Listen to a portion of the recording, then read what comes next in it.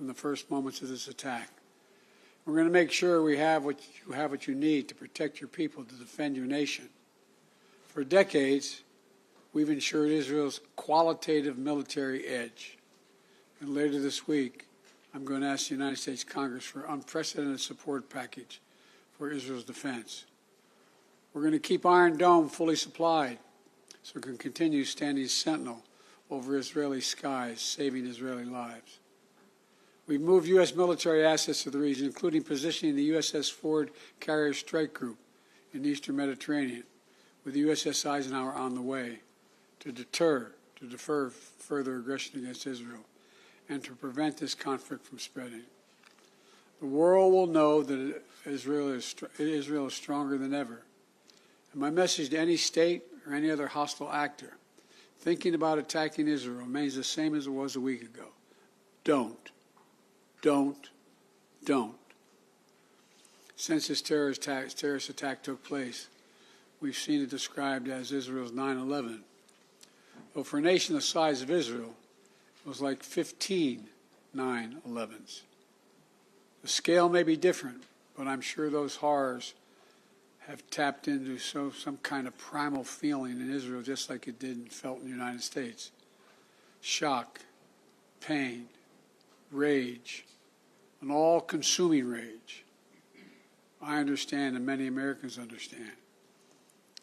You can't look at what has happened here to your mothers, your fathers, your grandparents, sons, daughters, children, even babies, and not scream out for justice. Justice must be done.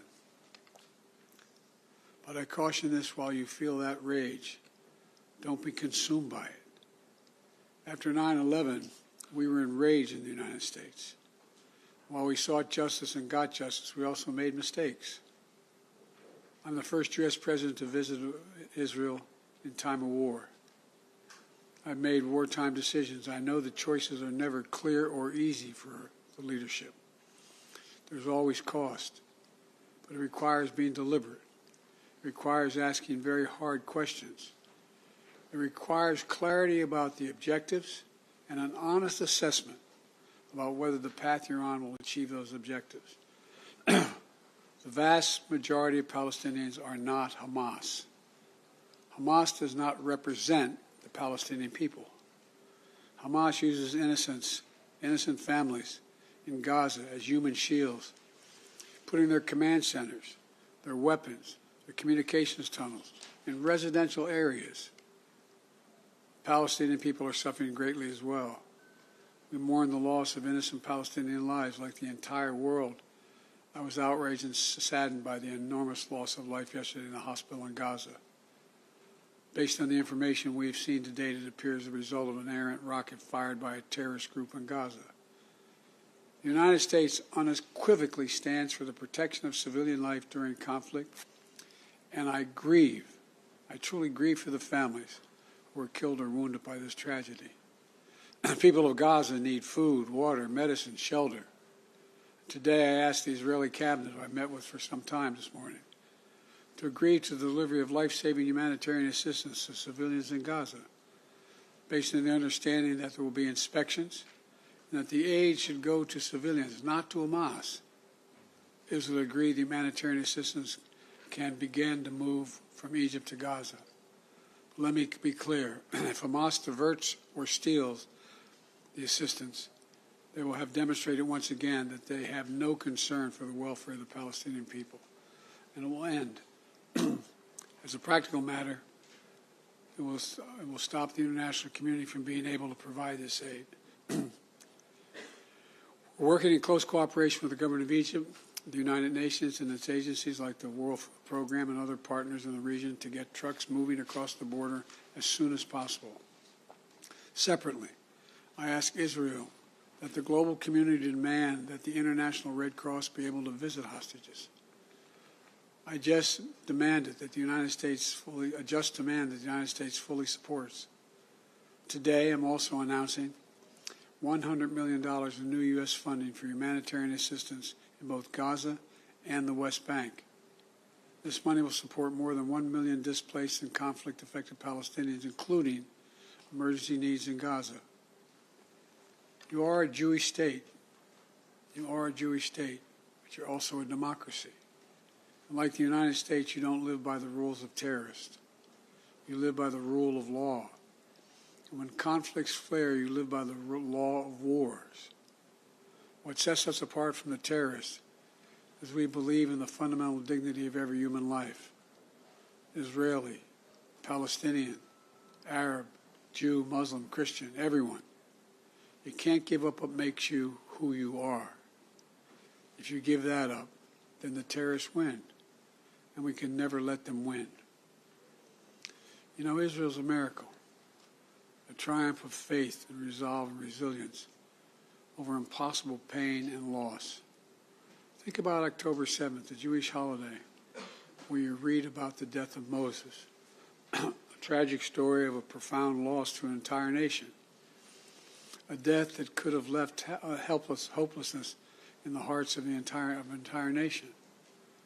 But though Moses died, his memory, his message, his lessons have lived on for generations of the Jewish people as well as many others. Just as the memory of your loved ones will live on as well. After reading the story of Moses' death, those who observe the holiday began reading the Torah from the very beginning. The story of creation reminds us of two things. First, that when we get knocked down, we get back up again, and we begin anew. And second, when we're faced with tragedy and loss, we must go back to the beginning and remember who we are. We are all human beings, created in the image of God with dignity, humanity, and purpose. In the darkness, to be the light unto the world is what we're about. You inspire hope and light for so many around the world. That's what the terrorists seek to destroy. That's what they seek to destroy. Because they live in darkness, but not you, not Israel. Nations of conscience like the United States and Israel are not measured solely by the example or power. We're measured by the power of our example. That's why, as hard as it is, we must keep pursuing peace. We must keep pursuing a path so that Israel and the Palestinian people can both live safely, in security, in dignity, and in peace. For me, that means a two-state solution. We must keep working for Israel's greater integration with its neighbors. These attacks have only strengthened my commitment and determination and my will to get that done. I'm here to tell you the terrorists will not win. Freedom will win. So let me end where I began. Israel, you're not alone. The United States stands with you. I've told the story before, and I'll tell it again, of my first meeting with an Israeli prime minister 50 years ago as a young senator. I was sitting across from Golda Meir at her desk in her office. And she had a guy who later became prime minister, sitting next to me, just before the 1973 Yom Kippur War. And she flipped the maps up and down, telling me how bad things were and how terrible they were. All of a sudden, she looked at me and she said, "Would you like a photograph?" I looked at her. She got up from her desk and walked out into that hallway. I think it's marble flooring. Walked out in the hallway. We walked out and there were a bunch of photographers standing in front of us. We were standing shoulder to shoulder. Without her looking at me, she said to me, knowing I'd hear her, "Why do you look so worried, Senator Biden?" And I said, "Worried? Like, of course I'm worried." And she looked at me and she didn't look. She said, "We don't worry, Senator. We Israelis have a secret weapon. We have nowhere else to go." Well, today, I say to all of Israel, the United States isn't going anywhere either. We're going to stand with you. We'll walk beside you in those dark days. And we'll walk beside you in the good days to come. And they will come. As you say in Hebrew, which I'm not going to attempt to do because I'm such a terrible linguist, I'll say it in English. The people of Israel live.